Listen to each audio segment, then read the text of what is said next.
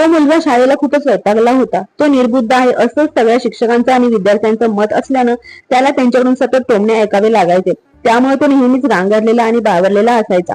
एकदा असाच उदास आणि सुन्न होऊन तो वर्गात आपल्या जागेवर बसलेला असताना शाळेचे प्राचार्य अचानक तिथे आले आणि सर्वांसमक्ष त्याला म्हणाले, तुला आता आम्ही अगदी कंटाळलेलो आहोत. तू अगदीच ठोंब्या आहेस. यावर सगळे विद्यार्थी खदाखदा हसले. त्या मुलाने संध्याकाळी घरी गेल्यावर आईला विचारलं, आई ठोंब्या म्हणजे काय ग? आज आमचे प्राचार्य सर मला ठोंब्या म्हणाले. हे ऐकून आईला भयंकर संताप आला. ती मुलाला घेऊन तरा प्राचार्यांकडे गेली आणि त्यांना म्हणाली, सर तुम्ही याला ठोंब्या म्हणालात ना? मुलांना असं हिणवणं चांगलं नाहीये.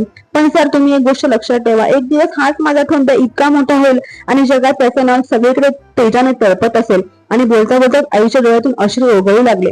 त्या माऊलीच्या काळजाच्या तळ्यातून निघालेले ते धगधगते शब्द खोटे ठरले नाहीत. थोड्याच वर्षात तिच्या त्या ठोंब्या मुलाचं नाव जगात दुमदुमू लागलं. लोक त्याला थोर शास्त्रज्ञ थॉमस अल्वा एडिसन म्हणून ओळखू लागले होते.